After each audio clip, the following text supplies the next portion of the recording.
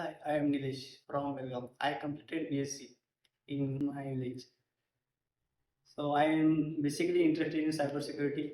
So I searched everywhere, different places also in Pune, Hyderabad. Then lastly I searched in Bangalore.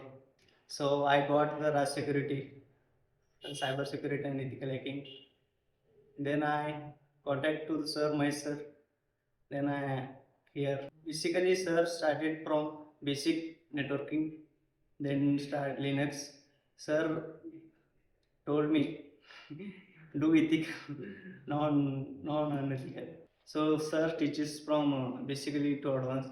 Sir teaches Linux, steganography, and then system hacking and website hacking. They also uh, teach about different types of attacks in website, cross-site scripting and SQL injection and many more.